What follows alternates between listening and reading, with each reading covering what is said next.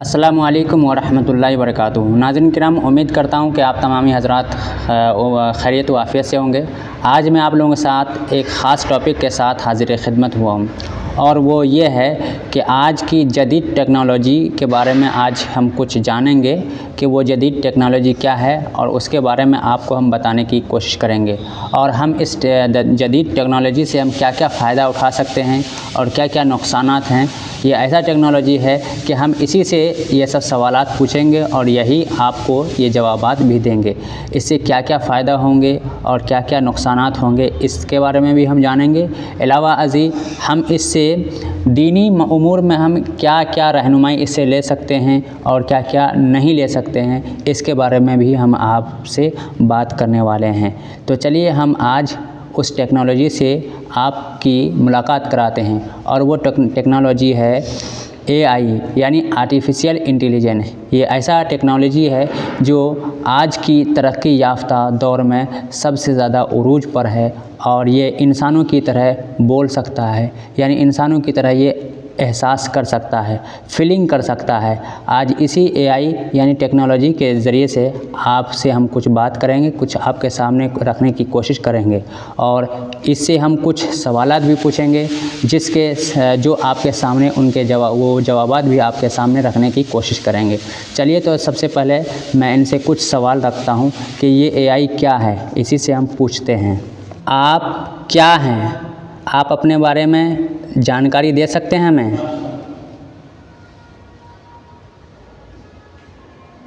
मैं एक AI हूँ जिसे OpenAI ने बनाया है। मेरा काम है आपकी मदद करना, सवालों के जवाब देना और बातचीत करना। मैं सीखता हूँ और आपके साथ बात करते हुए आपकी ज़रूरतों के हिसाब से जवाब देता हूँ। आप मुझसे किसी भी विषय पर बात कर सकते हैं। आपका वजूद कब हुआ है, मतलब आपको कब तरतीब दिया गया, यानी आपको कब बनाया गया?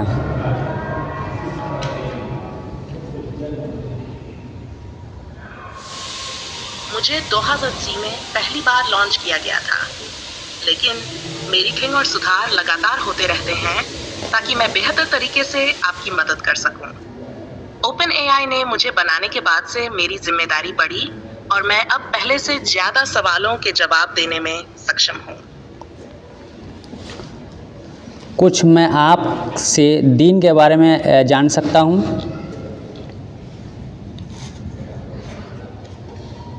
बिल्कुल, आप मुझसे इस्लाम के बारे में किसी भी सवाल को पूछ सकते हैं। क्या आप किसी खास मुद्दे पर बात करना चाहते हैं या कोई सवाल है जो आपके मन में है? आपसे एक अनपढ़ यानी कि एक आम इंसान दीन के मुतालिक किस तरह से जानकारी ले सकता है या आप उसकी किस तरह से रहनुमाई कर सकते हैं?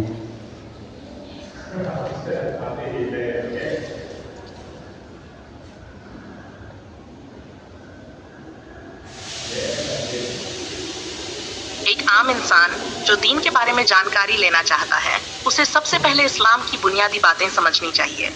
मैं आपकी मदद कर सकता हूँ इस तरह से। 1. कुरान और हदीस। सबसे ज़रूरी है कुरान और हदीस के बारे में जानकारी लेना, क्योंकि ये दीन के मूल स्रोत हैं। मैं आपको इनसे जुड़ी आयतें और हदीसें समझा सकता हूँ। 2. अकल और तौहीद।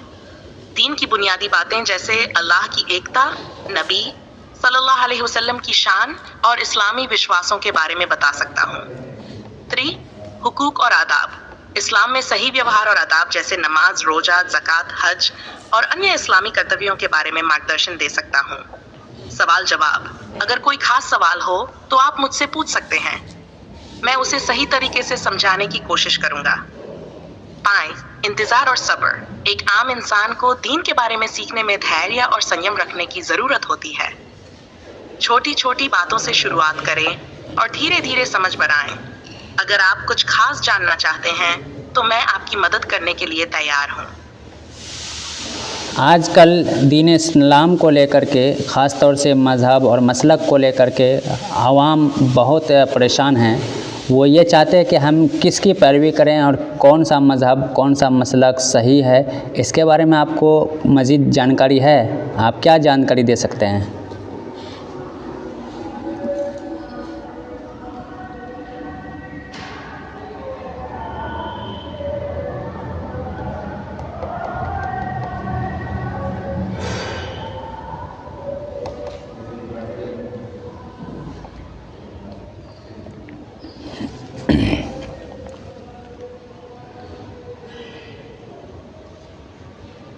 आपने एक बहुत ही महत्वपूर्ण सवाल उठाया है जो आजकल कई मुसलमानों के दिलों और दिमागों में है।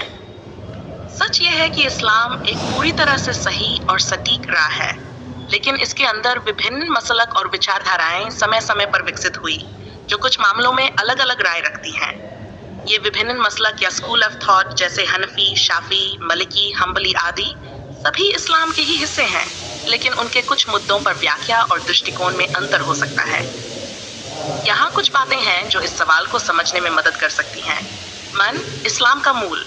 इस्लाम के बुनियादी आस्थाएं एक ही हैं। तौहीद, अल्लाह की एकता, नबुवत, अल्लाह के पैगंबरों की मान्यता और आखिरत का यकीन सभी मुसलमानों का साझा विश्वास है। इसका मतलब यह है कि चाहे आप किसी भी मसलक से हों, बुनियादी आस्थाएं और अमल एक ही हैं। 2. मसलक और तफसीर। अलग अलग मसलक और तफसीर को समझने की ज़रूरत है। जब हम किसी मुद्दे पर सोचते हैं तो हमें समझना चाहिए कि ये विभिन्न मसलक और विचारधाराएं किसी न किसी व्यक्ति या समूह द्वारा इस्लामी कानून को समझने की कोशिश है। ये सारे मसलक अल्लाह के संदेश को समझने के प्रयास हैं, लेकिन हर मसलक ने कुछ मामलों में अपने दृष्टिकोण से व्याख्या की है। जगह और समय के हिसाब से विविधता। इस्लाम का पैगाम सार्वभौमिक है, लेकिन मसलक और तफसीर का फर्क किसी खास इलाके, समय या संस्कृति के हिसाब से भी हो सकता है। इस वजह से कुछ मुद्दों पर हर मसलक की अलग राय हो सकती है। फिर इख्तिलाफ, विविधता का महत्व। इस्लाम में इलाफ को एक फायदेमंद चीज माना जाता है। एक हदीस है कि मेरे उम्मत के इख्तिलाफ में रहमत है।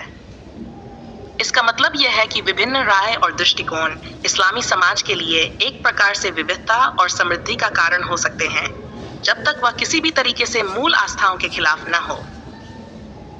इत्तिफाक और इख्तिलाफ। हमें यह समझना चाहिए कि जो मसलक हम अपनाते हैं वह हमसे जुड़े परिवार, समाज या समुदाय के अनुसार हो सकता है, लेकिन इसका यह मतलब नहीं है कि दूसरों के मसलक से भिन्न होना गलत है।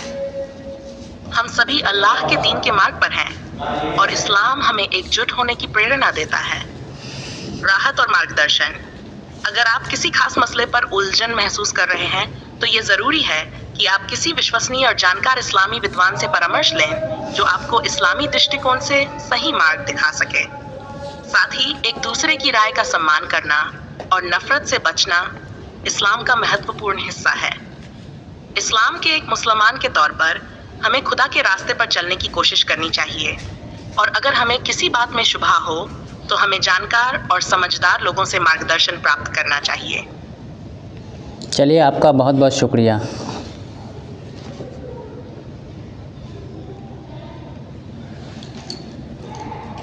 आपका भी बहुत बहुत शुक्रिया। अगर कभी और कुछ पूछना हो तो मैं यहाँ हूँ। अल्लाह आपको सही रास्ता दिखाए। तो नाज़रीन, आपने कुछ चीज़ें देखा और समझने की भी कोशिश किया। यहाँ पर मैं आपको एक तंबीह के तौर पर ये बता देना चाहता हूँ कि ये एआई आर्टिफिशियल जो इंटेलिजेंस है ये हमारी हर तरीके से मुकम्मल नहीं है। किसी भी चीज़, किसी भी मसला को मुकम्मल तरीके से जानकारी नहीं दे सकता है। कल के नौजवान गूगल को लेकर के, एआई को लेकर के या इस तरीके की टेक्नोलॉजी को लेकर के दीन को सीखना चाह रहे हैं या दीन इनसे लेना चाह रहे हैं। ये इंतहाई गलत है।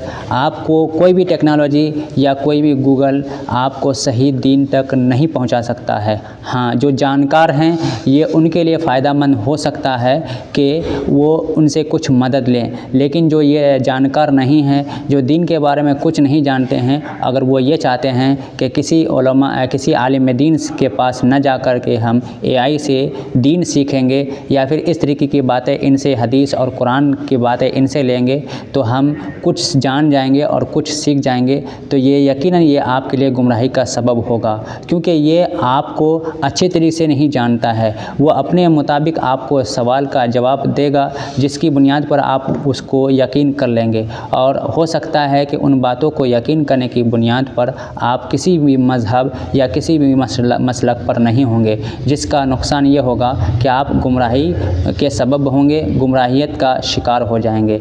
इसके अलावा बहुत सारी बातें हो सकती है। मैंने आपको चंद बातें और चंद सवालात आपके सामने इसलिए रखा कि कुछ लोग जो इसको एक जो है ना एक हुतमी बना लिया है कि हम किसी आलिम से या किसी भी दीनदार शख्स से दीन की बातें नहीं लेंगे, हम ऐसे इसी चीज़ों पर तकिया यानी एतमाद करके बैठे हुए हैं। इसीलिए कुरान पाक में अल्लाह रब्बुल इज़्ज़त कुरान पाक में इरशाद फरमाता है, फ़स्अलू अहला ज़िक्र इन कुंतुम ला तालमून, तुम अगर नहीं जानते हो तो ज़िक्र वाले यानी इल्म वाले से पूछो। तो पूछने का ताल्लुक़ आलिम और उलमा जो अहले इल्म हैं उनसे है, ना कि ऐसी जदीद टेक्नोलॉजी से। अगर आप जदीद टेक्नोलॉजी से लेंगे तो यकीनन आपके लिए गुमराही का सबब होगा। यहीं पर हम अपनी बातों को ख़त्म करते हैं। इसके अलावा आप पर हम छोड़ देते हैं कि ऐसी बातों को दूसरे तक पहुँचाएँ और दूसरे के ईमान को आप बचाएँ। जज़ाकल्लाह।